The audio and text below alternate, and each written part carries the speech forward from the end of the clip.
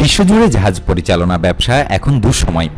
করোনার প্রভাবে পণ্য পরিবহন কমে যাওয়ায় আন্তর্জাতিক অনেক শিপিং কোম্পানি নিজেদের বহরে থাকা ভাড়ায় চালিত জাহাজ ছেড়ে দিচ্ছে। আর ঠিক এমন সময় দেশের বহরে যুক্ত হচ্ছে সমুদ্রগামী জাহাজ।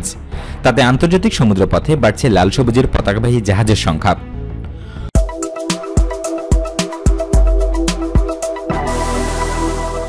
চট্টগ্রাম বন্দরের তথ্যে দেখা যায় 2019 সালের প্রথম 6 মাসে সমুদ্রপথে পণ্য পরিবহন ব্যবসার জন্য কোনো জাহাজ আমদানি হয়নি। এই বছরের প্রথম 6 মাসে আমদানি হয়েছে 8টি জাহাজ। এইসব জাহাজ 4.5 লাখ টন পণ্য পরিবহনে সক্ষম। আমদানি হওয়া এসব জাহাজের নিবন্ধনের জন্য আবেদন করেছেন জাহাজ মালিকরা। করোনার সময় আমদানি হওয়া জাহাজের স্থায়ী নিবন্ধন হয়েছে কয়েকটির, বাকিগুলো নিবন্ধনের অপেক্ষায় আছে। এই খাতের বেশ কয়েকজন উদ্যোক্তার সঙ্গে কথা বলে জানা যায়, সমুদ্রগামী জাহাজ ব্যবসায় সরকারের শুল্ক কর সুবিধা সহ নীতিগত সহায়তা এখন আগের তুলনায় বেশি। দেশে নিবন্ধিত জাহাজের স্বার্থ সুরক্ষা করে গত বছর নতুন আইন প্রণয়ন করা হয়েছে। আবার করোনার কারণে বিশ্বজুড়ে জাহাজের দাম বেশ কমে গেছে।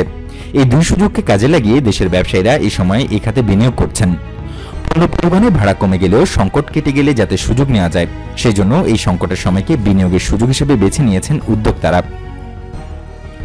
দেশে এখন পণ্যবাহী সমুদ্রগামী সবচেয়ে বেশি জাহাজ রয়েছে KSRM গ্রুপের হাতে। প্রতিষ্ঠানটি করোনার সময়ও 2টি সুপারম্যাক্স আকারের সাধারণ পণ্য পরিবহনের জাহাজ নিবন্ধন নিয়েছে। এর মধ্যে একটি এনেছে করোনার সময়, আরেকটি গত বছরের শেষে আমদানি করে।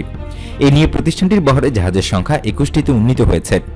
2005 সালে এই বৈশ্বিক ব্যবসায় নেমে গ্রুপটি এখন নেতৃত্ব দিচ্ছে সমুদ্রগামী জাহাজ শিল্পে। দেশে 1 দশক ধরে লাল সবুজের পতাকাবাহী কোনো সমুদ্রগামী কন্টেইনার জাহাজ ছিল না। 2টি প্রতিষ্ঠানের হাত ধরে কন্টেইনার জাহাজে পণ্য পরিবহনের ব্যবসা শুরু হলেও 1 দশক আগে সরে যায় তারা।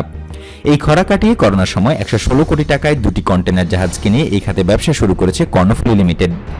জাহাজ দুটি এখন চট্টগ্রাম থেকে সিঙ্গাপুর ও মালয়েশিয়ার পোর্ট কেলাং পথে কন্টেইনার পরিবহন করছে।